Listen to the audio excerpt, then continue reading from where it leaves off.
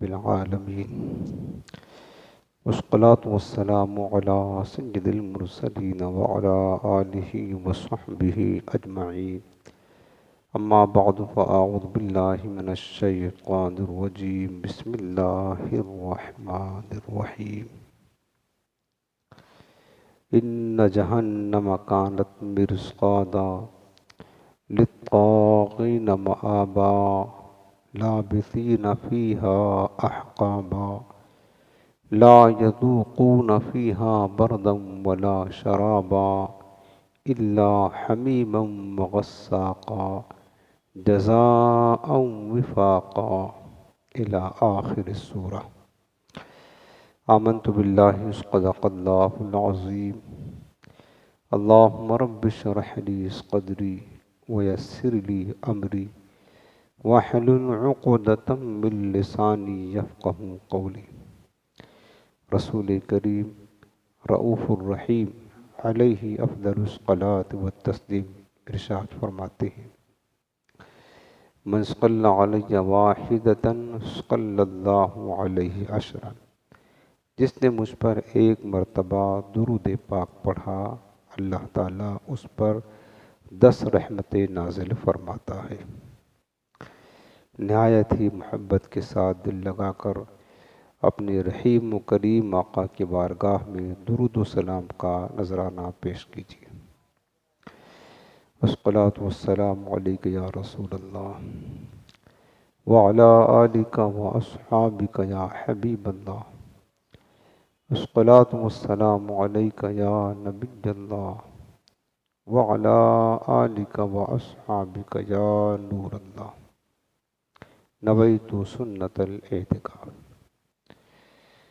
حاضرین محترم، درس تفسیر قرآن کا سلسلہ ہے اور قرآن عظیم کا آخری پارہ اما پارہ کی سورۃ النبا کی تفسیر چل رہی ہے۔ اس سے پہلے 20 آیات کی تفسیر آپ نے سن لیا تھا۔ آج ہے آیت نمبر 21 سورۃ النبا۔ اللہ پاک ارشاد فرماتا ہے: ان جہنم کانت مرصادا۔ یہاں سے اللہ پاک نے جہنمیوں کے احوال کا ذکر فرمایا ہے۔ جو جہنمی ہوں گے جہنم میں آخرت میں ان کا حال کیا ہوگا۔ فرمایا کہ بے شک جہنم طاق میں ہے، یعنی یہ جہنم نافرمان، سرکش اور رسولوں کے مخالفین کے طاق میں تیار کھڑی ہے، یعنی انتظار کر رہی ہے۔ اس کا ایک معنی یہ ہے کہ جہنم کافروں کی منتظر ہے اور طلبگار ہے۔ جب سے جہنم کو اللہ نے پیدا کیا تو انتظار میں ہے کہ کب ہمارے اندر جہنمی آئیں گے اور ہم ان کو جلائیں، اور یہ بھی ظاہر سی بات ہے اللہ کے حکم سے ہے۔ دوسرا معنی اس آیت کا یہ ہے کہ جہنم کے فرشتے جو جہنم پر مقرر ہیں وہ کفار کے انتظار میں ہیں کہ کافر آئیں تو ان کو جہنم میں پھینکا جائے۔ اور تیسرا معنی اس آیت کا یہ ہے کہ جہنم ایک گزرگاہ ہے اور کوئی بھی اس پر سے گزرے بغیر جنت تک نہیں پہنچ سکتا، چونکہ جنت میں جانے کا ایک ہی راستہ ہے، اس کا نام پل صراط ہے، جو بال سے زیادہ باریک اور تلوار سے زیادہ تیز ہے۔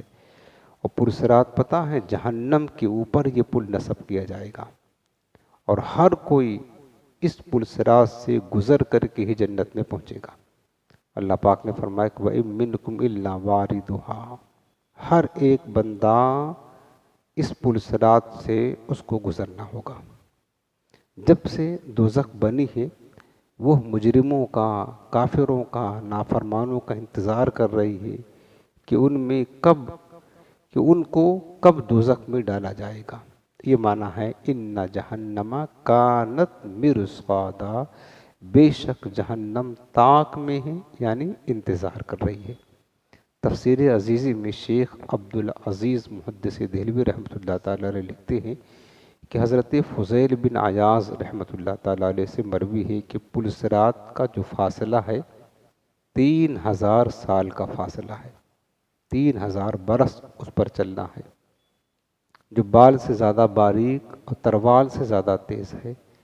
1000 سال تو اوپر چڑھنے میں لگیں گے، پل کے اوپر جسے برج آپ دیکھتے ہیں نا، 1000 برس، اور 1000 برس تو ہموار جو پرسرات ہیں سیدھا اس پر چلنے میں، اور 1000 سال اس سے اترنے میں لگیں گے۔ 3000 برس کی وہ راہ ہے، لیکن جیسے جس کے اعمال ہوں گے ویسے ہی وہ فاصلہ وہاں کا طے ہوگا۔ بعض لوگ بجلی کی طرح گزر جائیں گے، جیسے بجلی آتی ہے چلی جاتی ہے۔ بعض لوگ تیز رفتار گھوڑے کیسے دوڑتے ہیں اس طرح گزر جائیں گے، بعض ہواؤں کی طرح گزریں گے، بعض جو ہے نا گھسٹتے پسٹتے گزریں گے۔ اعمال اگر اچھے ہوں گے تو یہ راستہ کوئی مشکل نہیں ہے۔ نیکوکاروں کے لیے، پرہیزگاروں کے لیے، اللہ کے مخلص بندوں کے لیے پل صراط کا عبور کرنا، پار کرنا آسان کر دے گا اللہ تعالیٰ، لیکن جن کے اعمال بد ہوں گے، برے ہوں گے، پھر ان کے لیے بڑی مشکل ہوگی۔ اس لیے میرے عزیزوں، پل صراط پر سے گزرنا ضرور ہے، اس کے بغیر کوئی راستہ نہیں، تو چاہیے کہ ہم اعمال اچھے کریں۔ اور دوسری بات یہ ہے کہ پل صراط 3000 برس کی راہ، بال سے زیادہ باریک، تلوار سے زیادہ تیز، اور وہ اندھیرے میں ہے، وہاں پر روشنی کا نام و نشان تک بھی نہیں، اندھیرے میں یہ پل نصب کیا جائے گا، اندھیرا ہی اندھیرا۔ لیکن ہاں، جو کامل ایمان والے ہوں گے، نیک اعمال کرنے والے ہوں گے، ان کے ایمان کے نور سے وہ روشنی پیدا ہوگی، جس روشنی سے وہ پل صراط کو پار کریں گے۔ اللہ ہمیں خیر و عافیت کے ساتھ پل صراط سے پار کرنا نصیب فرمائے۔ پھر فرمایا کہ للطاغین مآبا، یہ جہنم سرکشوں کا ٹھکانہ ہے، جو سرکش نافرمان ہیں ان کا ٹھکانہ بنے گا۔ لابسین فیہا احقابا، لابسین مانے رہیں گے، ٹھہریں گے، فیہا اس جہنم میں، احقابا مدتوں رہیں گے، یعنی ہمیشہ ہمیش جو کافر جہنم میں جائیں گے وہ ہمیشہ ان کو وہاں رہنا، خالدین فیہا ابدا، پھر وہاں سے وہ نکلیں گے نہیں۔ لا یذوقون فیہا بردا ولا شرابا، لا یذوقون مانے نہ چکھیں گے، فیہا اس جہنم میں، بردن کوئی ٹھنڈک، ولا شرابا اور نہ کوئی پینے کی چیز، یعنی نہ ان کو پانی پینے کو ملے گا، نہ کوئی ٹھنڈک ملے گی، آگ ہی آگ، گرمی ہی گرمی اور شدت کی گرمی ہوگی، وہ جہنمیوں کو وہاں ملے گی۔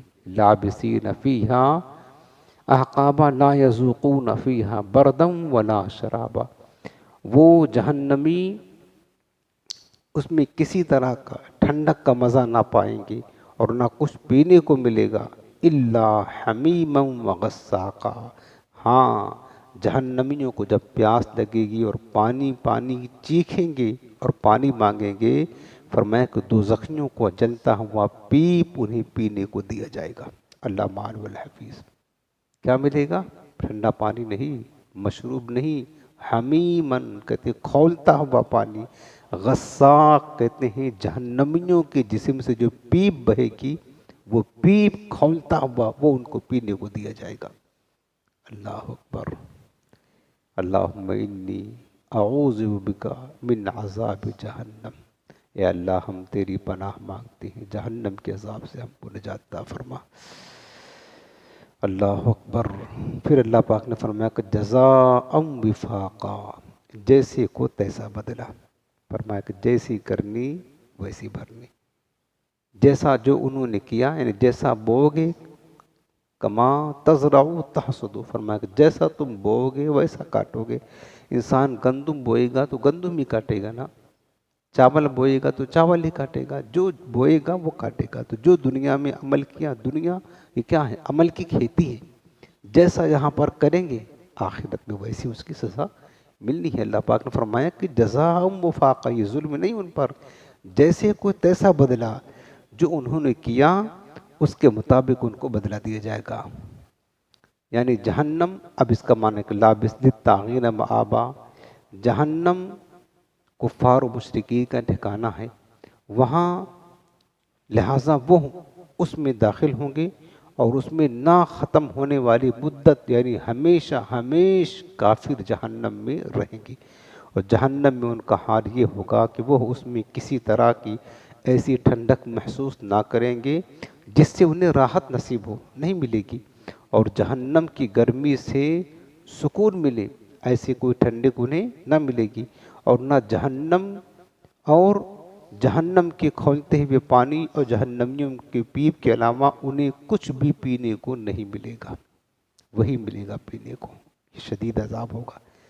یہ تو کافروں کے لیے ہے جو کفر کی حالت میں مرے ہیں، اس دنیا سے گئے، خاتمہ کفر پر ہوا، ان کی یہ سزا اللہ نے بیان فرمائی۔ لیکن یاد رہے کہ بعض مسلمان بھی ہوں گے جو جہنم میں جائیں گے اپنے گناہوں کو پورا کرنے کے لیے، گناہوں کی سزا بھگتنے کے لیے، یہ تو طے ہے۔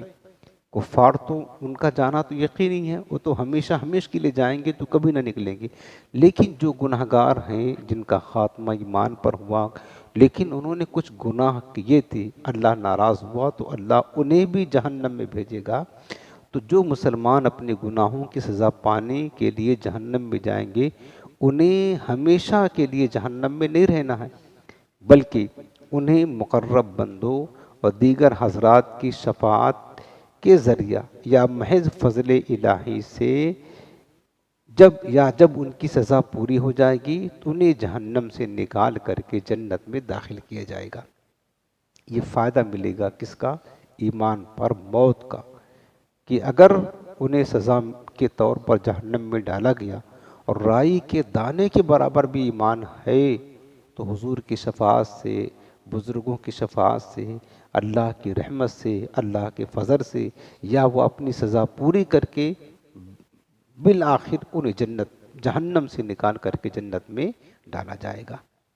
لیکن جو کفر کی حالت میں موت ہوئی، اگرچہ ساری زندگی مسلمان رہا، چونکہ حدیث پاک میں انما الاعمال بالخواتیم، عمل کا دار و مدار خاتمہ پر ہے۔ خاتمہ اگر ایمان پر ہوگا تو ٹھیک ہے، نجات کا راستہ ہے، اور خاتمہ اگر ایمان پر نہ ہوا، کفر پر ہوا، اگرچہ ساری زندگی مسلمان رہا، تو اس کا بھی ٹھکانہ ہمیشہ کے لیے جہنم ہے۔ اللہ ہمارا ایمان پر خاتمہ نصیب فرمائے۔ اللہ ایمان پر، اسی لیے ہمارے اسلاف اپنے ایمان پر خاتمہ کی بہت زیادہ فکر کیا کرتے تھے، اگر ایمان پر خاتمہ نصیب ہو گیا تو کام بن جائے گا۔ حضرت حسن بصری رحمۃ اللہ تعالیٰ علیہ ایک بار فرمائنے لگے کہ کاش لوگوں بتاؤ اس کو جانتے ہوں وہ فرد کہ جس کو 1000 برس کے بعد جہنم سے نکالا جائے گا، اس کا جسم جل کر کے کوئلہ ہو جائے گا، اور یا حنان یا منان کہتے ہوئے اس کو آب حیات میں پھر جہنم سے نکال کر کے غوطہ دیا جائے گا اور پھر جنت میں داخل کیا جائے گا۔ تو آپ حضرت حسن بصری ایک آہ بھر کر کہنے لگے، کاش وہ فرد جس کو 1000 برس کے بعد جہنم سے نکالا جائے گا اور جنت میں داخل کیا جائے گا، کاش وہ میں ہوتا، کاش وہ میں ہو جاؤں۔ تو آپ کے مریدین نے فرمایا کہ حضور آپ کیسی بات کر رہے ہیں، کیا آپ اس بات کو پسند کرتے ہیں کہ آپ 1000 برس جہنم میں جلیں گے؟ آپ نے فرمایا کہ نہیں، تم نے یہ بات سمجھا نہیں، میں تو اس لیے کہہ رہا ہوں کہ جس شخص کو جہنم سے 1000 برس کے بعد نکال کر کے جنت میں داخل کیا جائے گا، اس کے پاس یہ تو گارنٹی ہے کہ اس کا خاتمہ ایمان پر ہوا ہے، تبھی تو جہنم سے نکالا جا رہا ہے۔ اگر ایمان پر خاتمہ نہ ہوا ہوتا تو جہنم سے کبھی نہیں نکالا جاتا۔ اس کے پاس یہ تو گارنٹی ہے کہ اس کا خاتمہ ایمان پر ہوا تو اب وہ جنت میں داخل کیا جا رہا ہے، اور ہمارا حال یہ ہے کہ ہمیں یہ بھی نہیں پتا کہ ہمارا خاتمہ کیسے ہوگا، ایمان پر ہوگا یا ایمان پر نہیں ہوگا۔ اس لیے میں کہہ رہا ہوں کہ کاش وہ بندہ جس کو 1000 برس کے بعد جہنم سے نکال کر کے جنت میں ڈالا جائے گا، وہ کاش میں ہوتا ہوں، کہ اس کے ایمان کی خاتمے، ایمان پر خاتمہ کی گارنٹی ہے، اور ہمارے پاس تو کوئی گارنٹی نہیں ہے۔ میرے عزیزو، اسلاف ہمارے ایمان کے بارے میں بہت زیادہ فکر مند رہا کرتے تھے۔ پھر آگے فرمایا کہ جزاء وفاقا، برابر بدلہ، یعنی جیسے عمل ہوں گے ویسی جزا ملے گی، اور چونکہ کفر سے بدترین کوئی جرم نہیں، اس لیے سب سے سخت تر عذاب بھی کفار کو دیا جائے گا۔ وہ کیا ہے؟ جہنم میں ہمیشہ ہمیشہ رکھا جائے گا۔ سب سے سخت ترین عذاب جہنم کا ہے، تو کفار بھی چونکہ سب سے بڑا جرم کرتے تھے، اللہ کا انکار کرتے تھے، اس کے دین کا، اس کے کلام کا انکار کرتے تھے، اس سے بڑا کون سا گناہ ہے؟ شرک کیا کرتے تھے، شرک سے بڑا کوئی گناہ نہیں ہے۔ اس لیے جیسے ان کا گناہ ویسے ان کی سزا ملے گی، اور وہ سزا جو آپ نے پیچھے ابھی سنا وہی جہنم میں ہمیشہ کے لیے سزا ان کو دی جائے گی۔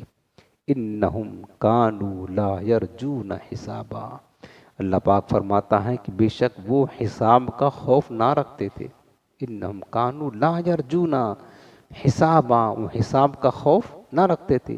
یہ کفار کے بارے میں فرمایا کہ کفار حساب و کتاب پر یقین ہی نہیں رکھتے تھے، وہ تو انکار کرتے تھے کہ انسان جب تک زندہ ہے، مر گیا تو ختم ہو گیا، مٹی میں مل گیا، نہ اس کو دوبارہ زندہ کیا جائے گا، نہ اٹھایا جائے گا، نہ حساب نہ کتاب، کچھ نہیں، وہ تو انکار کرتے تھے، اس کا خوف ہی نہیں کرتے تھے۔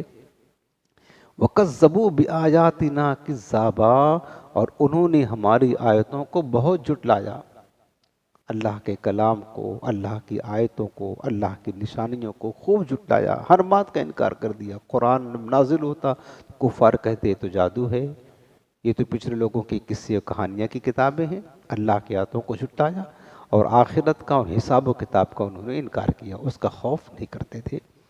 خلاصہ یہ کہ کفار اس سزا کے مستحق اس وجہ سے ہوئے کہ وہ آخرت میں اپنے اعمال کا حساب ہونے کا خوف نہ رکھتے تھے، وہ بے خوف تھے، وہ سمجھتے تھے کہ ہمارے اعمال کا کوئی حساب نہیں ہوگا، چونکہ وہ قیامت کو مانتے ہی نہیں تھے، وہ قیامت پر یقین نہیں کرتے تھے، کیونکہ وہ مرنے کے بعد زندہ ہونے کا انکار کرتے تھے، اور انہوں نے ہماری وحدانیت اور ہمارے انبیاء کرام کی صداقت کے دلائل پر مشتمل آیات کو بہت جھٹلایا۔ انبیاء کرام معجزہ لے کر آتے، وہ جھٹلاتے، کہتے جادو ہے، اور قرآن کی آیتیں نازل ہوتی یہ کہتے یہ تو من گھڑت قصے کہانیوں کی کتابیں ہیں۔ تو اس طریقے سے انہوں نے جھٹلایا۔ اللہ پاک فرماتا ہے اس وجہ سے ان کو یہ عذاب جہنم کا شدید دیا جائے گا۔ میرے عزیزو، بات یہاں سمجھنے کی یہ ہے، کافر تو قیامت پر ایمان ہی نہیں رکھتے ہیں، حساب و کتاب کا خوف نہیں رکھتے ہیں، لیکن آج ہم اپنے حال کو دیکھ لیں، مسلمانوں کی بات کر رہا ہوں۔ مسلمان تو اس بات کا عقیدہ رکھتا ہے کہ مرنے کے بعد زندہ ہونے ہیں، قیامت آئے گی، حساب و کتاب ہونا ہے، اس بات کا ایمان تو رکھتا ہے نا، لیکن مسلمانوں کا حال اسی طرح کافروں کی طرح، مسلمان بھی حساب و کتاب کا خوف نہیں کرتے ہیں، حساب و کتاب کا خوف نہیں رکھتے۔ اگر خوف رکھتے تو جتنا بے باکی کے ساتھ مسلمان آج گناہ کر رہا ہے، اللہ کی نافرمانیاں کر رہا ہے، اللہ کے حدود کو توڑ رہا ہے، اللہ کے حقوق کو ضائع کر رہا ہے، اگر مسلمانوں کو یہ خوف ہوتا کہ ہمیں مرنے کے بعد پھر دوبارہ زندہ کیا جائے گا، حساب و کتاب دینا ہے، جہنم ٹھکانہ بنے گا، سزا ملے گی، اگر اس بات کا خوف ہوتا تو کیا اتنی بے باکی کے ساتھ مسلمان گناہ کرتا، اللہ کی نافرمانی کرتا؟ وہ تو کہتا دیکھا جائے گا جو ہوگا، آگے جو ہوگا دیکھا جائے گا۔ یہ مسلمانوں کا حال ہے بالکل کافروں کی طرح، اگرچہ ایمان ہے کہ آخرت میں حساب ہوگا، قیامت ہوگی، لیکن خوف نہیں، کافروں کی طرح یہ حال ہے۔ تو خدا نہ کرے اگر یہی حال رہا تو اللہ تعالیٰ کافروں کو طرح انہیں عذاب بھی نہ دے دے، انہیں عذاب بھی اللہ تعالیٰ آخرت میں کافروں کی طرح نہ دے دے، جب کافروں کی طرح ذہن بنا کر کے مسلمان اور تصور بنا کر کے بیٹھا ہوا نہیں عمل کرتا ہے۔ کیوں نہیں عمل کرتا؟ جس کو خوف ہوگا، ہمارے اسلاف جو تھے بزرگان دین، اولیاء کرام، علماء کی دین، نیک پرہیزگار لوگ کیسے تھر تھر کانپا کرتے تھے، آخرت کے تصور تھے، کیسے ڈرا کرتے تھے، نیک عمل کرتے تھے، کبھی ایک نافرمانی بھی اللہ کی نہیں کرتے تھے، چونکہ ان کو خوف تھا آخرت میں کہ حساب و کتاب ہوگا، پکڑے جائیں گے تو سزا سخت ہوگی، اس لیے وہ ڈرتے تھے۔ اور آج مسلمانوں کا حال یہ ہے کہ بالکل بھی خوف خدا، شرم نبی یہ بھی نہیں، وہ بھی نہیں، نہ آخرت کا کوئی فکر ہے، نہ حساب و کتاب کی کوئی فکر ہے، کچھ بھی نہیں، بڑے زندگی گزار رہے۔ میرے عزیزوں، یہ زندگی اچھی نہیں ہے کافروں کی طرح۔ مسلمان اللہ نے بنایا تو مسلمان ہو کر زندگی گزارے، ایک ایک ذرے کا حساب ہوگا۔ فَمَنْ يَعْمَلْ مِثْقَالَ ذَرَّةٍ خَيْرًا يَرَهُ وَمَنْ يَعْمَلْ مِثْقَالَ ذَرَّةٍ شَرًّا يَرَهُ۔ اللہ پاک فرماتا ذرہ برابر اچھائی کرو گے اس کو بھی پاؤ گے، ذرہ برابر برائی کرو گے اس کو بھی تمہیں ملنا ہے۔ سمجھ رہے نا؟ اللہ بس ہمیں آخرت کی تجاری نصیب فرمائے۔ وَكُلَّ شَيْءٍ أَحْصَيْنَاهُ كِتَابًا۔ پھر اللہ پاک نے فرمایا کہ اور ہم نے ہر چیز لکھ کر شمار کر رکھی ہے، شمار کر رکھی ہے، جو کچھ ہم کر رہے ہیں یہ سب لکھا ہوا ہے۔ اور ہمارے نامہ اعمال بھی تیار تو ہو رہے ہیں نا، 2 فرشتے مقرر ہیں کہ رامن کاتبین، جو کچھ بھی ہم کرتے ہیں سب لکھ رہے ہیں۔ فرمایا وَكُلَّ شَيْءٍ، ہر شے احصیناہ کتابا، اللہ پاک فرماتا ہم نے لکھ کر شمار کر رکھی ہے، کس نے کتنی اچھائیاں کی ہیں، کس نے کتنی برائیاں کی ہیں۔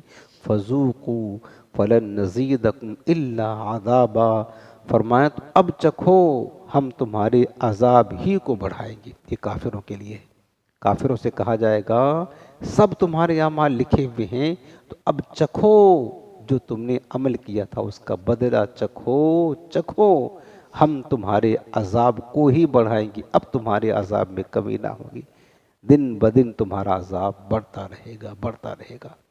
میرے عزیزوں، یہ اس کا بھی حال ہوگا جو حالت کفر میں مرا ہے، اگرچہ ساری زندگی مسلمان رہا، کفر پر موت ہوئی، اس کا عذاب بھی یہی ہوگا۔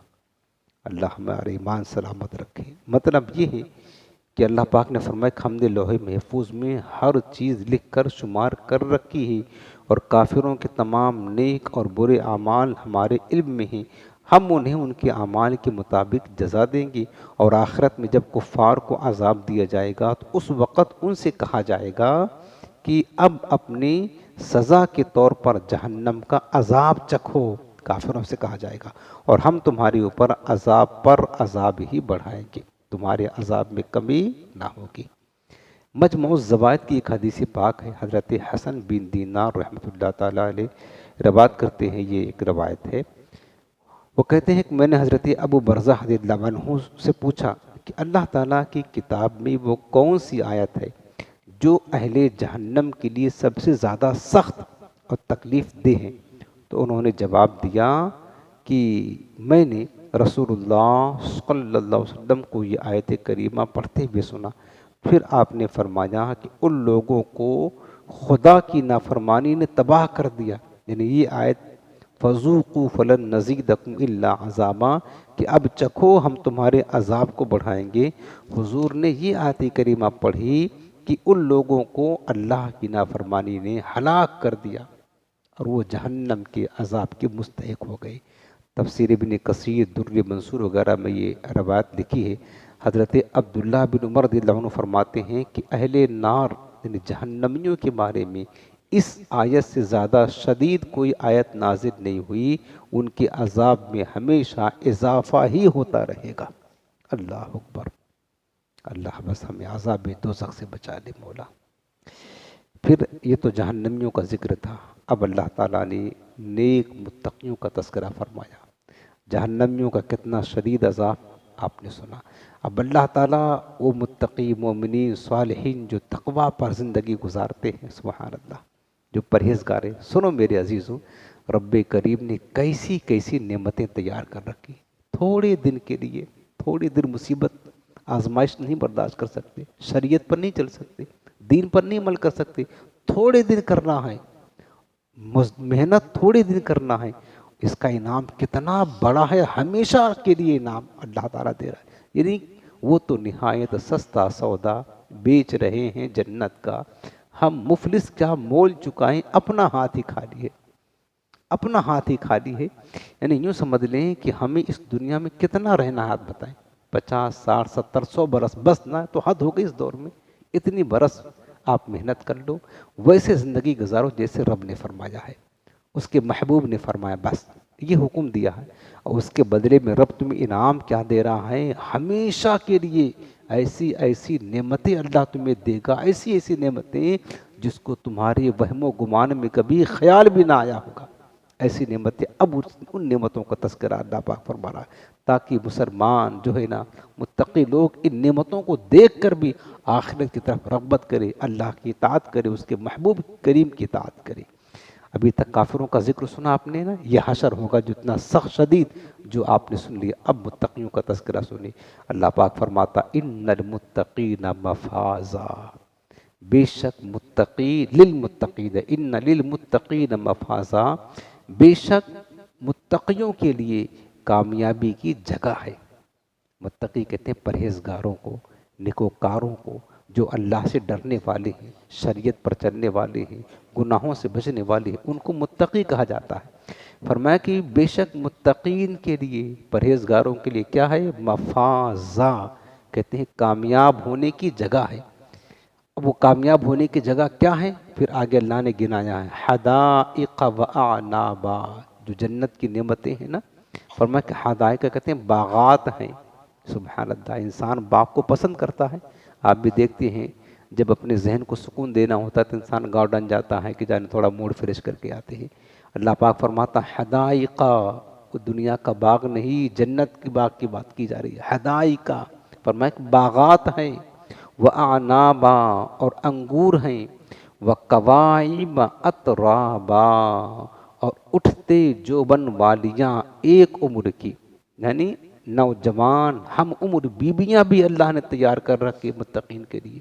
سبحان اللہ، انسان اپنی خواہش کی تکین کے لیے عورت کی طرف متوجہ ہوتا ہے اس دنیا میں، اور آج آپ دیکھ رہے ہو نوجوانوں کا جو حال ہے وہ بہت ہی بدترین حال ہو گیا ہے۔ اسلامی تعلیمات نہ ہونے کی وجہ سے بھاگ رہے، منہ مار رہے یہاں وہاں یا وہاں۔ اللہ پاک نے کیا فرمایا؟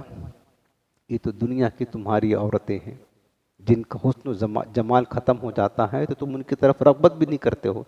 اللہ رب العالمین نے وہ پاکیزہ بیبیاں تمہارے لیے تیار کر رکھی، تھوڑے دن صبر کرنا ہے، بس تھوڑے دن، اس کے بعد ہمیشہ کے لیے فرمائے وَقَوَاعِبَ، یہ قائبتن کی جمع ہے، اور اطرابا، اس کے معنی ہوتے ہیں کہ نوجوان خوبصورت ہم عمر لڑکیاں، وہ جنت کی جو حوریں ہیں نا ان کو اللہ نے فرمایا ہے وَقَوَاعِبَ اطرابا، فرمایا کہ اور اٹھتے جوبن والیاں ایک عمر کی، یعنی نوجوان ہم عمر بیبیاں، یہ اللہ نے تیار کر رکھا ہے۔ وَكَأْسًا دِهَاقًا، اور چھلکتا جام، لا يسمعون فِيهَا لَغْوًا وَلَا كِذَّابًا، وہ جنت میں نہ تو کوئی بیہودہ بات سنیں گے اور نہ ایک دوسرے کو جھٹلانا سنیں گے۔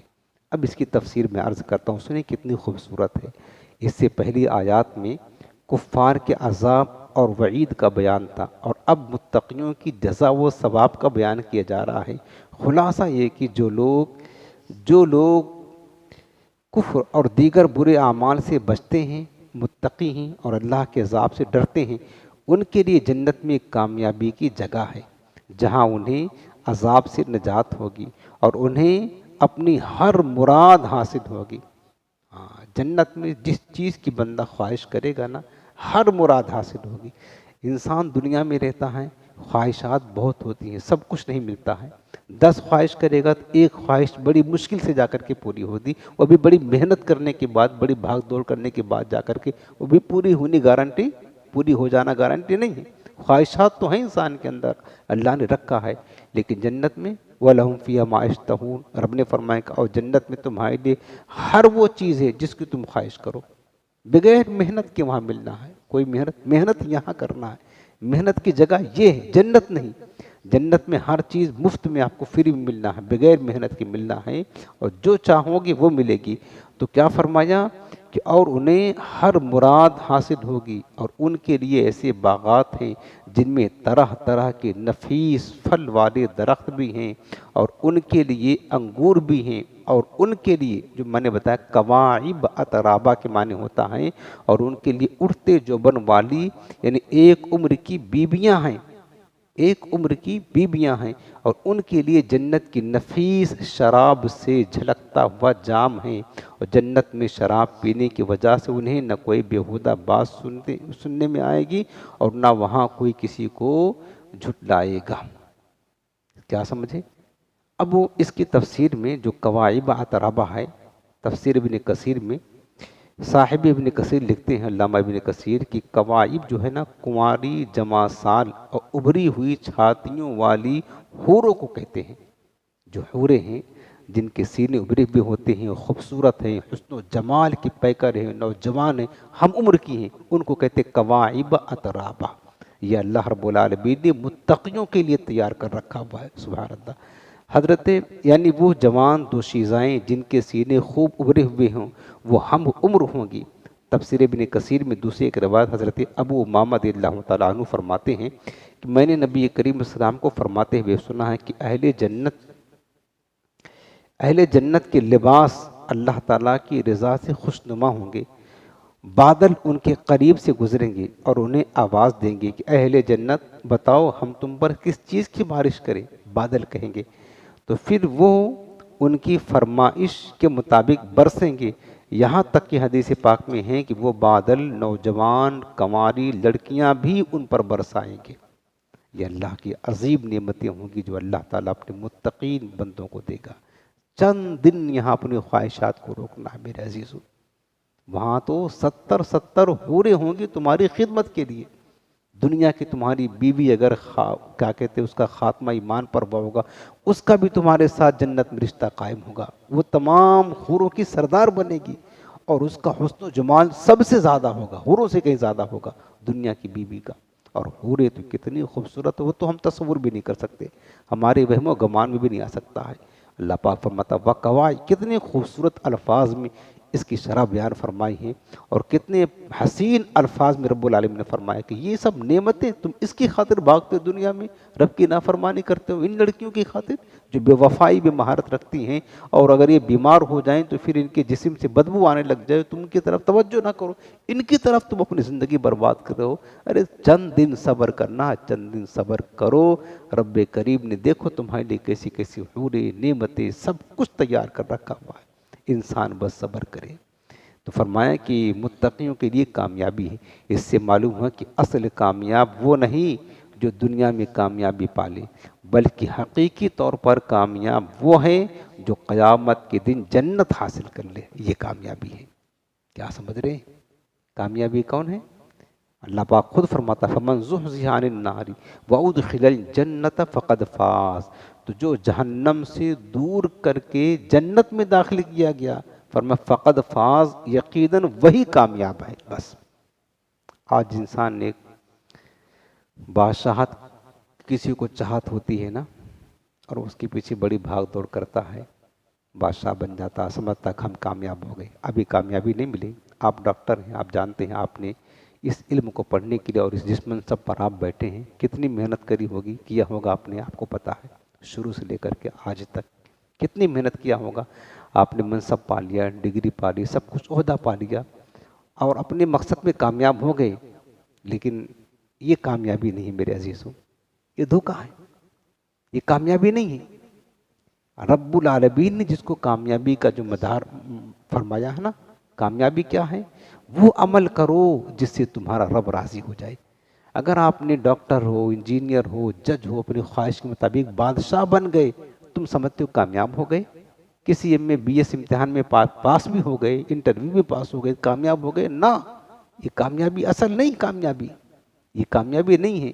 رب نے جو کامیابی کا معیار بتایا وہ سمجھنے کی ضرورت ہے. بتایا ہے کہ فمن زحزح عن النار, جس کو جہنم سے دور رکھا گیا, وادخل الجنت, اور جنت میں اس کو داخل کیا گیا, فقد فاز, وہی کامیاب ہے. حقیقت بات تو یہ ہے کہ جس کے اعمال اچھے ہو جائیں, جس کا خاتمہ نیک عمل کرتے کرتے ایمان پر نصیب ہو جائے, خدا کی قسم وہی کامیاب ہے. بس اللہ ہمیں ایسی کامیابی نصیب فرمائے.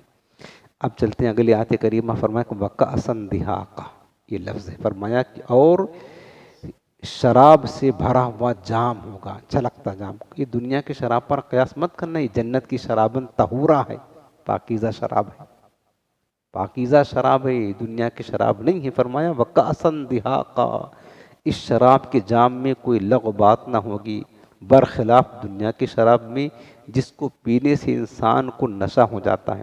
دنیا کی شراب کا حال یہ ہے, اس کے اندر بدبو ہوتی ہے, اس کے ہوش حواس جاتے رہتے ہیں, اور ان کو صحیح اور غلط میں تمیز نہیں رہتی ہے. اور جنت میں جو شراب کے جام دیے جائیں گے, ان کو پینے سے ایسی کیفیت پیدا نہیں ہوگی جو دنیا میں پیدا ہوتی تھی. نہ, شرابن طہورا ہوگی, وہ رب جانتا ہے کیسی شراب ہوگی, ہم اس کی کیفیت تو نہیں بیان کر سکتے.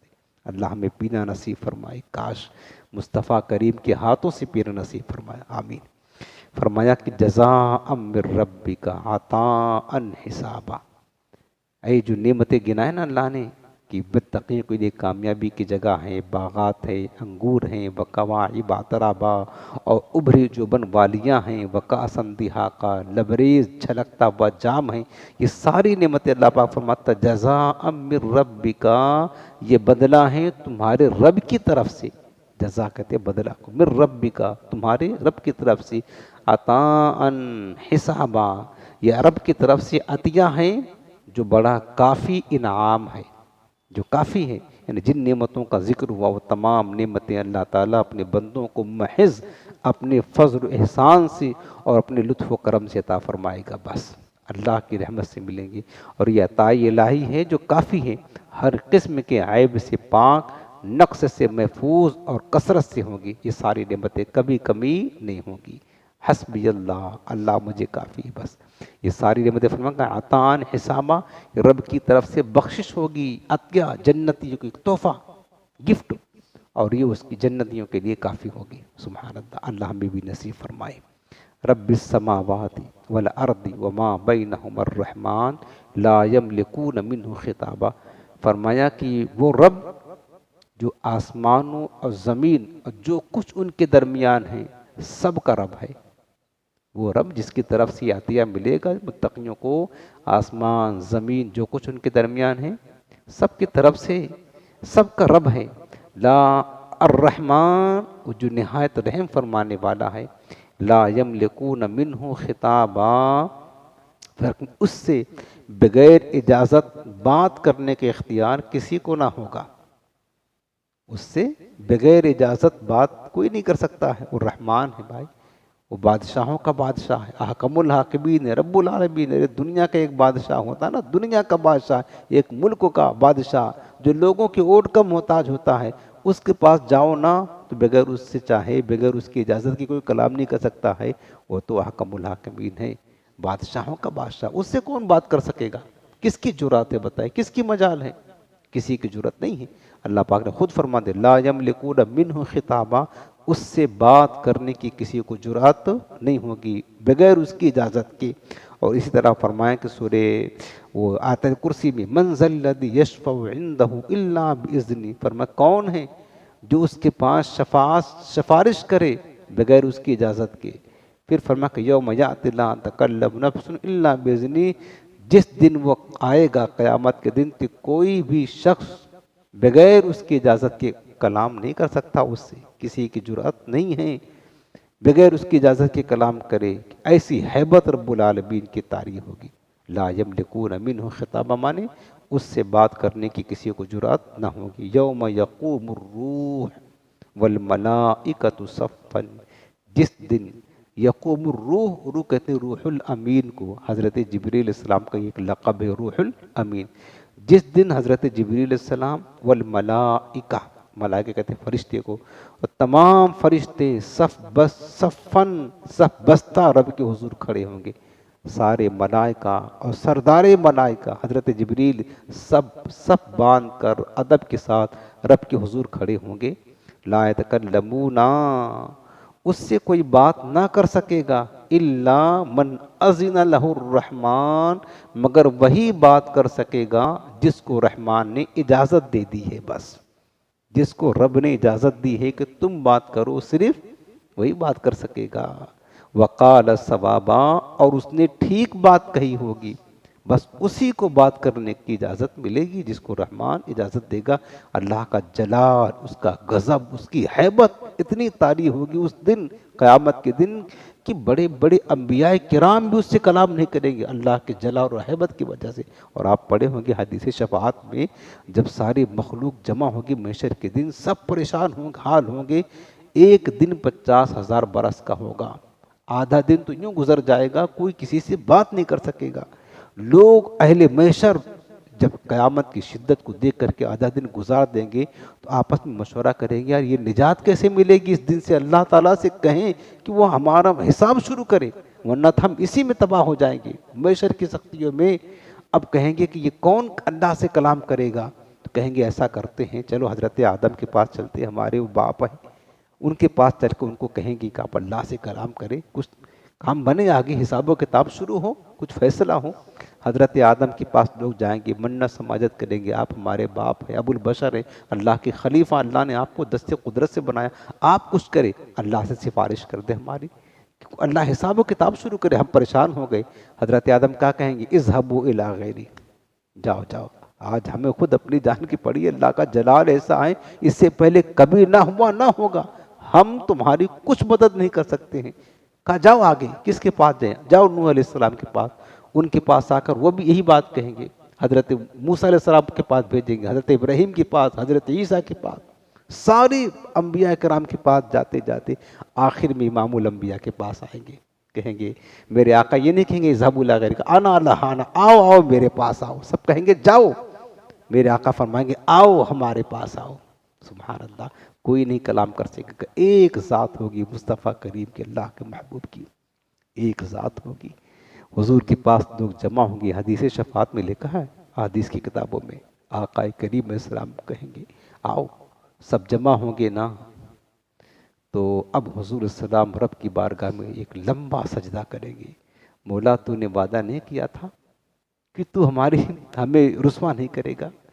میرے رب تم نے وعدہ نہیں کیا تھا کہ محبوب تیری بات مانی جائے گی؟ تو نے وعدہ نہیں کیا تھا؟ اب اللہ رب کو منا رہے ہیں، حضور السلام سجدے میں جا کر طویل سجدہ کریں گے، مولا تو نے کہا تھا نا محبوب تیری بات مانوں گا، تو جس کی شفاعت کرے گا میں قبول کروں گا، مولا آج وہ دن آ گیا ہے۔ حضور اس سجدے میں جا کر رب کے حضور سجدہ کریں گے، اللہ رب العالمین پھر فرمائے گا ارفع یا محمد راسک قل تسمع وشفی تشفع، یہ حدیث کے لفظ ہے، میرے حبیب اپنا سر اٹھا لو، جو بات کہو تمہاری بات سب مانی جائے گی، آج سفارش کرو تمہاری شفاعت قبول کی جائے گی۔ وہ حضور کی ذات ہوگی، سب سے پہلے رب کی بارگاہ میں کلام کرے گی، کوئی نہ ملائکہ نہ جبریل نہ کوئی مقرب پیغمبر کوئی نہیں کلام کر سکے گا، مصطفیٰ کو اجازت ہوگی، وہی حضور علیہ السلام عرب کی بارگاہ میں سفارت کا دروازہ پھر کھولے گی، پھر جا کر دیگر انبیاء کرام اور اولیاء کرام سفارش کرے گی، اس سے پہلے کوئی شفاعت نہیں کر سکے گا۔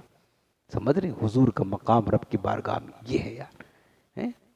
تو فرمایا کہ لا یملکون منہ خطابا، اس سے کوئی بات نہیں کر سکے گا، لا تکلمون الا من اذن له الرحمن، کہ کوئی اس سے بات نہ کر سکے گا مگر رحمان جس کو اجازت دے گا، وقال صوابا، اور جس نے درست بات کہی ہوگی، یعنی وہ دن ایسا ہوگا کہ حضرت جبریل اور سب فرشتے اللہ کے حضور سب بنائے ہوئے کھڑے ہوں گے، اس دن لوگ اللہ کے رعب و جلال اور خوف کی وجہ سے اس سے مصیبت دور کرنے اور عذاب اٹھا دینے کی بات کرنے کا اختیار ہی نہ رکھیں گے، البتہ جسے رحمان نے کلام کرنے کی یا شفاعت کرنے کی اجازت دی ہو اور اس نے دنیا میں ٹھیک بات کہی ہو اور اسی کے مطابق عمل کیا ہو تو وہ اللہ تعالیٰ کی بارگاہ میں کلام کر سکے گا، ورنہ کلام کرنے کی اجازت نہیں ملے گی۔ ذالک الیوم الحق، فرمایا کہ وہ دن برحق ہے، ہو کر رہے گا قیامت کے دن، وہ دن برحق ہے، فمن شاء اتخذ الی ربہ مآبا، یقیناً وہ قیامت کے دن برحق ہے، واقع ہونے والا ہے، آنے والا ہے، تو اب جو چاہے اپنے رب کی طرف ٹھکانہ بنا لے، فمن شاء، جو چاہے اتخذ، ٹھکانہ بنا لے، الی ربہ، اپنے رب کی طرف، مآبا، ٹھکانہ بنا لے، یعنی نیک اعمال کر کے اپنے رب کی طرف راہ بنا لے تاکہ اس دن میں عذاب سے محفوظ رہ سکے۔ حضرت عطا نے فرمایا کہ اپنے رب کی اطاعت کر کے اس کا قرب حاصل کر لے، اپنے رب کی طرف راہ بنا لے۔ اللہ تعالیٰ نے اپنے مخلوق کے لیے گمراہی اور ہدایت کے دونوں راستے وضاحت سے رکھ دیا ہے، اور ہدایت یا گمراہی اختیار کرنے کا اختیار بھی دے دیا ہے، دونوں راستہ بتا دے، یہ اچھائی کا یہ برائی کا، اور تمہیں جو تمہاری مرضی پر چھوڑ دیا ہے، چاہے تو یہ اختیار کرو چاہے تو یہ اختیار کرو، اس کا انجام کیا ہوگا اس کا انجام کیا ہوگا، سب کچھ بتا دیا ہے۔ تو فرمایا پھر جس نے ہدایت کا راستہ اختیار کیا اس کا ٹھکانہ جنت کی طرف ہے، اور یہی راستہ اس کے رب کی طرف ہے۔ اللہ ہمیں ہدایت کے راستے پر قائم فرمائے، اس لیے ہم دعا کرتے ہیں ہر نماز میں اہدنا الصراط المستقیم، اللہ تو ہمیں سیدھے راستے پر چلاتا رہنا، بس مولا ہمیشہ سیدھے راستے پر قائم رہے، چونکہ یہ راستہ سیدھا رب کی طرف جاتا ہے، جو رب نے فرمایا کہ فمن شاء اتخذ الی ربہ مآبا، جو چاہے اپنے رب کی طرف ٹھکانہ بنا لے، وہ کیسے بنائے گا؟ اس صراط مستقیم پر چل کر کے ہی اپنے رب کی طرف جا سکتا ہے، اس کے علاوہ کوئی راستہ رب کی طرف جانے کا نہیں ہے۔ انا انذرناکم عذابا قریبا، اللہ پاک فرماتا بے شک اے لوگو ہم نے تم کو ڈرایا، انذرناکم، ہم نے تم کو ڈرایا، عذاباً، اس عذاب سے، قریباً، جو جلد ہی آنے والا ہے، جو قریب ہی آنے والا عذاب ہے ہم نے اس سے تمہیں ڈرایا. یوم ینظر المرء یوم ینظر المرء ما قدمت یداہ، جس دن آدمی وہ سب کچھ دیکھ لے گا، ما قدمت یداہ، جو اس کے ہاتھوں نے آگے بھیجا. جس دن وہ قیامت کا دن ہوگا، انسان سب کچھ دیکھ لے گا جو اس نے دنیا میں عمل کیا تھا، کیونکہ نامہ اعمال سب اس کے ہاتھ میں لا کر کے تھما دیا جائے گا. جو کچھ ہم کریں سب ریکارڈ ہو رہا ہے، صحف اعمال میں لکھا جا رہا ہے. اور قیامت کا دن ہوگا تو اللہ رب العالمین خود نامہ اعمال ہاتھ میں دے کر فرمائے گا اقرا کتابک، خود آج اپنا نامہ اعمال پڑھ.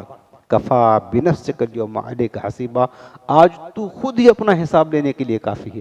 سب دے دیا جائے گا. فرمایا کہ جس دن انسان دیکھے گا جو کچھ اس کے ہاتھوں نے آگے بھیجا ہے، وَيَقُولُ الْكَافِرُ يَا لَيْتَنِي كُنْتُ تُرَابًا، اور کافر اس دن تمنا کرے گا کاش میں مٹی ہو جاتا، کاش میں مٹی بن جاتا. یہ کافر اس دن تمنا کرے گا کاش میں مٹی ہوتا. یعنی جس عذاب سے تم کو ڈرایا گیا ہے اس کا آنا بہت قریب ہے، اگرچہ تم اس کو سمجھ رہے ہو کہ اس کا آنا بہت دور ہے، وہ دور نہیں ہے. اتا امر اللہ فلا تستعجلوا، سورہ نحل میں اللہ پاک فرمائے کہ بے شک اللہ کا حکم آ گیا، تم اس کی جلدی مت مچاؤ. ارشاد فرمائے اے کفار مکہ، ہم نے دنیا میں تمہیں اپنی آیات کے ذریعہ بارہا قرآن مجید میں اور نبی کریم السلام کی زبان پر قیامت کے دن کے عذاب سے ڈرایا جو کہ قریب آ گیا ہے. بلکہ یہ عذاب قریب تو موت کے بعد عالم برزخ ہی سے شروع ہو جاتا ہے. قیامت تو اپنے وقت پر آئے گی، لیکن ہر انسان کی موت اس کی قیامت ہے. ہر انسان کی موت اس کی قیامت شروع ہو گئی. ابھی موت آ گئی، ہماری قیامت آ گئی، تو کہاں دور ہے بتائے؟ موت تو کبھی بھی آ سکتی ہے نا. ابھی اگر ہماری موت آئی تو قیامت ہماری شروع، عذاب ہمارے لیے شروع ہو جائے گا. امان اپنے نامہ، اور یہ عذاب اس دن بھی ہوگا جس دن ہر شخص اپنے تمام اچھے برے اعمال اپنے نامہ اعمال میں لکھے ہوئے دیکھے گا. سب اس کے سامنے موجود ہوں گے. اور کافر کہے گا کہ اے کاش میں کسی طرح مٹی ہو جاتا تاکہ عذاب سے محفوظ رہتا. کافر یہ تمنا کب کرے گا؟ اس کے بارے میں حضرت عبداللہ بن عمر رضی اللہ عنہ فرماتے ہیں کہ قیامت کے دن جب جانوروں اور حشرات الارض کو اکٹھا کیا جائے گا، تمام مخلوق کو قیامت کے دن جمع کیا جائے گا، پھر انہیں ایک دوسرے سے بدلہ دلایا جائے گا. یہاں تک کہ اگر سینگ والی بکری نے بے سینگ والی بکری کو مارا ہوگا تو اسے بھی بدلہ دلایا جائے گا. یہاں تک کہ پھر ان سے کہا جائے گا کہ اب تم مٹی ہو جاؤ. یعنی جانوروں کو ان کا حساب و کتاب لے کر کے مٹی بنا دیا جائے گا. ان کے لیے عذاب نہیں ہے اور نہ جنت ہے. یہ منظر دیکھ کر کافر تمنا کرے گا کنت ترابا، کاش میں بھی مٹی بن جاتا تو جہنم کے عذاب سے بچ جاتا. کہ ان سے بہتر تو یہ جانور ہیں، انہیں تو جہنم میں جانا نہیں پڑ رہا ہے نا، یہ مٹی ہو گئی، ان کی کہانیاں ختم. تو کافر کہے گا ہمارے لیے تو شدید عذاب ہے، کاش انہی جانوروں کی طرح ہمارا بھی حساب و کتاب ہو کر کے مٹی بنا دیا جاتا. لیکن اس کی تمنا کبھی پوری نہ ہوگی. بعض صوفیہ نے فرمایا کہ خاک ہونے سے مراد یہ ہے کہ میں خاک کی طرح عاجز و مسکین ہوتا اور بڑائی و تکبر اور سرکشی اور نافرمانی نہ کرتا. جب مومنین پر اللہ تعالی انعام فرمائے گا تو ان انعامات کو دیکھ کر کافر تمنا کرے گا کہ کاش وہ دنیا میں خاک ہوتا، یعنی اللہ تعالیٰ کی اطاعت کے معاملے میں عاجزی انکساری کرنے والا ہوتا اور متکبر اور سرکش نہ ہوتا. اور ایک قول یہ بھی ہے کہ کافر سے مراد ابلیس ہے، جس نے حضرت آدم علیہ السلام کی مذمت کی تھی اور کہا تھا کہ خلقتنی من ناری وخلقتہ من طین، کہ اے اللہ تو نے آدم کو تو مٹی سے پیدا کیا اور مجھے آگ سے پیدا کیا، میں تو اس سے بہتر ہوں. جب وہ قیامت کے دن حضرت آدم علیہ السلام اور ان کے ایماندار اولادوں کے ثواب کو دیکھے گا اور اپنے آپ کو شدید عذاب مبتلا پائے گا تو کہے گا کاش میں مٹی ہوتا، یعنی حضرت آدم کی طرح مٹی سے پیدا کیا گیا ہوتا تو ہمارا حشر آج یہ نہ ہوتا. اللہ تعالیٰ کا بڑا فضل ہوا کہ اللہ تعالیٰ نے کرم کیا اور الحمدللہ آج ہمارا یہ مکمل اما پارہ آج مکمل ہو گیا. اللہ نور قرآن سے ہمارے دلوں کو روشن فرمائے اور قرآن کی برکتوں سے مالا مال فرمائے.